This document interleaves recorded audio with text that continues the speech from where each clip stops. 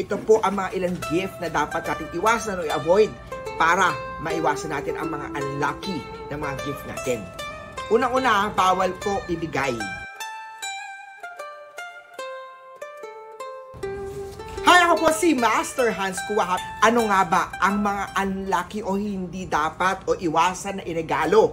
Ano nga naman pwede natin gawin pag tayo naman po ang nakatanggap? O kung ito talaga yung mabibigay natin, anong cure ang pwede natin gawin at bakit hindi pwede? Ang topic natin ngayon ay mga unlucky gift. Ang gandang topic yan sa Feng Shui. Mula po yan kay Master Hans Kua. In Feng Shui, may mga bagay na kung bibigay o regalo ay nagdadala ng mga negative or mga energy o mga connotation o mga kasabihan na nagdadala potential ng unlucky o hindi swerte sa relasyon nyo. Ito po ang mga ilang gift na dapat natin iwasan o i-avoid para maiwasan natin ang mga unlucky na mga gift natin. Unang-una, bawal po ibigay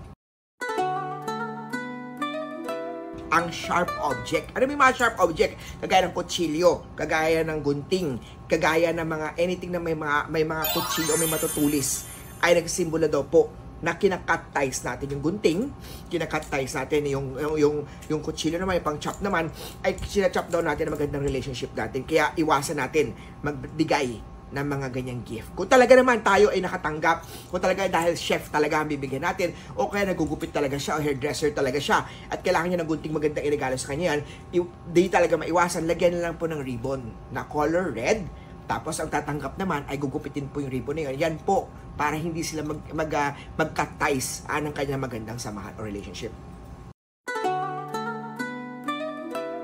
Isa pang gift na dapat iwasan ang mga clock, orasan, o mga relo.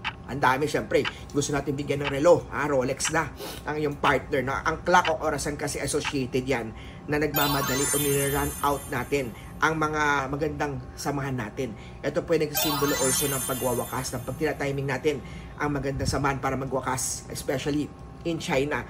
Ang clock kasi nagsasound yan as ending. Yung sound ng clock ay nag-ending yan, ending relationship. Ang pagbibigay ng relo o mga orasan, para minamadali mo na ang magandang samahan o nagdadala yan na tinatawag nating malas sa mga taong para inaorasan mo ang kanyang career o magandang buhay niya. Kaya naman iwasan natin magbigay ng orasan o ng watch. Kung may watch o orasan ka natanggap, lalo na pag Rolex yun, hindi naman pwede hindi natin natanggapin yun. Maganda siguro, pwede sigurong maglagay natin o bigyan natin ng barya, ng coins yung nagbigay sa atin. Parang exchange energy, parang hindi ito gift, parang nagsimbolo ito na parang binayaran mo yung exchange energy na ito. Parang hindi nagkakaroon ng conflict na energy o parang inoorasan ang magandang samahan nyo. Isa pang gift na dapat iwasan natin ay mga panyo o handkerchief. Alam nyo ba, ang panyo o handkerchief ay nagsimbolo po ng pag-iyak. Gina-wipe natin ang tears ng panyo na to. Also, mga panyo ay nagsasabi din ng goodbyes o babay. Sa Feng Shui, ang pagbibigay ng panyo o handkerchief ay simbolo ng kalungkutan. Pag-wish ng sakuna sa mga taong tatanggap nito. Kaya naman po, pagka handkerchief ang bibigyan natin, magandang ilagay dito, sprayan natin ng pabango. Kayo magbibigay, spray ng pabango para pag inamoy itong handkerchief na ito po nagdadala ng magandang smell at magandang happiness sa kanya. Kaya dapat mga handkerchief, dapat lagyan ng pabango yan. Also, ito pa isa pang medyo hindi magandang ibigay din ang mga sapatos. Lalo ngayon, usong-uso pagbibigay ng kung ano ng mga brand na sapatos, lalo na pagka jowa mo, o partner mo, o kaibigan mo, family members mo na gusto mong bigyan ng sapatos. Ang sapatos kasi ay tinuturing na sa kultura ng Asia na sumasagisag ng pag-alis, paglayo, umaalis daw po. In Cantonese also yung sapatos, similar siya sa parang buntong hininga. Yung sound niya, nagbunting hininga, nagpapahiwatig ng unhappy o pag-alis o bad luck. Kaya naman po, hindi magandang magbigay ng sapatos also. Kung kayo naman po ay nakatanggap ng sapatos dahil gustong-gusto niyo yung sapatos, yun talaga yung wish nyo, wish list nyo for holidays na gift. Pag magbigay ng sapatos, bigyan mo rin po ng barya ang tao nagbigay sa inyo ito para exchange energy to, para hindi lumayo o hindi kayo lumayo sa kanya, para hindi kayo umalis sa kanyang magandang relationship niyo. Isa pa po, na bawal o iwasan natin magbigay is yung mirrors. Ang salamin kasi ay paniniwalaan nag-attract ng espiritu. Dahil nagre-reflect yan na malakas na energy. Ang pagbibigay ng salamin ay maaari magdulot na mga instability na energy, hindi stable na career, hindi stable na relationship. Kaya naman ang mirrors ay hindi magandang pinareregalo. Kung talagang meron kang mirrors na talagang ibibigay, magandang lagyan to ng ribbon. Para po itong mirrors na to, itong ribbon ng mirrors na to, gadala po ng congratulatory energy sa kanya. Mga umbrellas o mga payong, lalo na pag giveaway.